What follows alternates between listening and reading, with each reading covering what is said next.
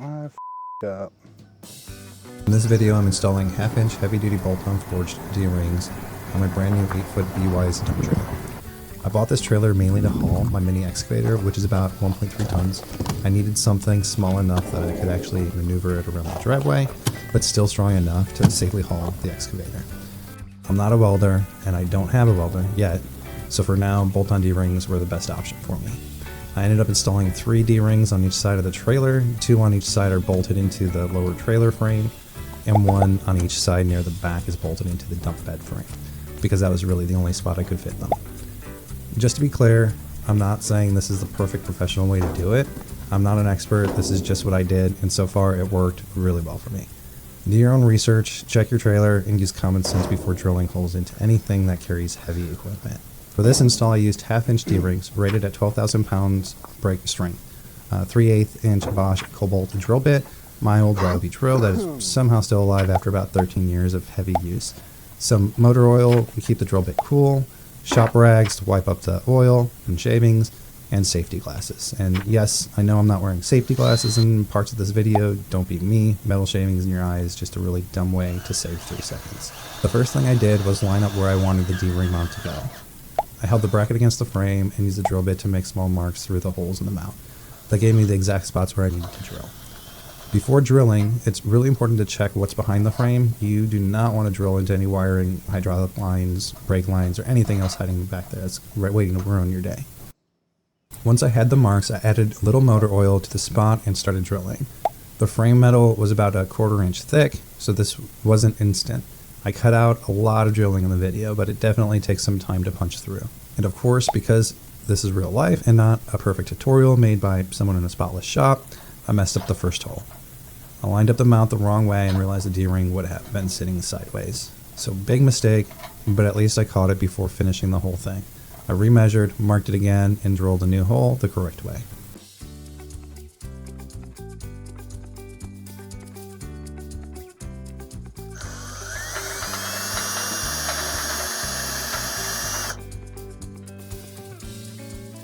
And if your holes don't line up perfectly, don't panic. Just go slow, clean them up carefully, and try not to make the problem worse. Basically, my entire strategy for most projects.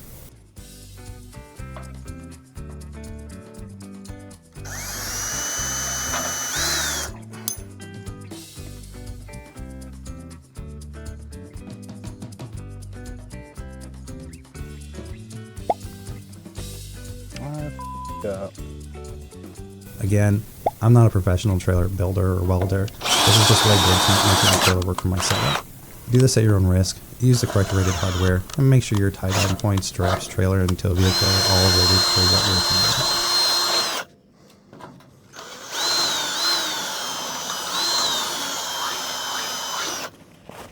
for. After the holes were drilled, I put the D-ring into the mount before installing the bolts. That sounds obvious, but I forgot it a couple of times and had to take it back apart, so I learned from my suffering. Put the D-ring in the mount before putting the bolts in. Then I pushed the bolts through the front mount, through the drill holes, in the frame, and into the backing plate on the other side.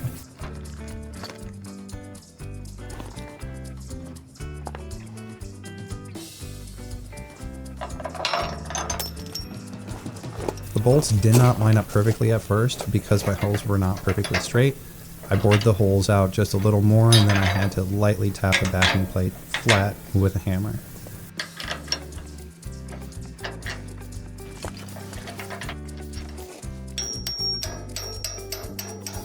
I'm not recommending that as the best method. The better answer is to drill your holes as straight and as level as possible for the first time. Apparently metal does not care about your feelings. Once the backing plate was sitting flat, I added the nuts and tightened everything down using a deep well socket and an impact. Come on, where's this other bolt? I would like to take this second to say this is a brand new channel, so I'm still figuring things out as I go. I'm going to be posting a lot more projects, trailer upgrades, excavator work, and stuff around the house. So if you like this kind of video, I'd really appreciate a like and a subscribe. It helps a lot, especially starting from zero.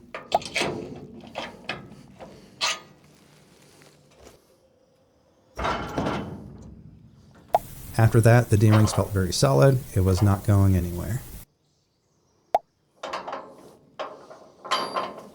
Then I repeated the same process for the second D-ring, measuring, marking, oiling the drill bit, drilling through the frame, and bolting the mount and backing plate together.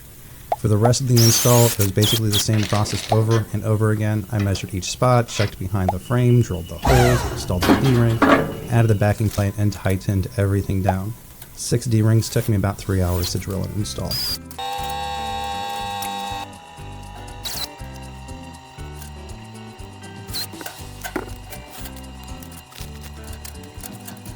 The reason why I used the lower frame, I tried to put the main tie-down points into the lower trailer frame instead of only relying on the dump bed itself.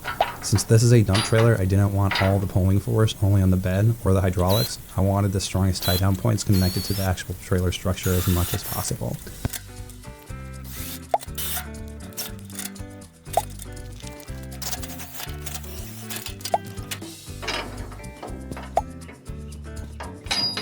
At the back, I did have to mount the D-ring on each side of the dump bed frame because that was the only practical location I had. But the main tie-downs for the excavator are on the lower frame. I also ended up adding 4 smaller D-rings inside the dump bed later, just to have more tie-down options for lighter stuff and general hauling.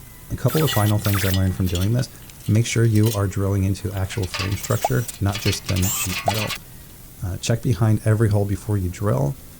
Use oil on the bit and where you're drilling so you don't destroy it halfway through the job.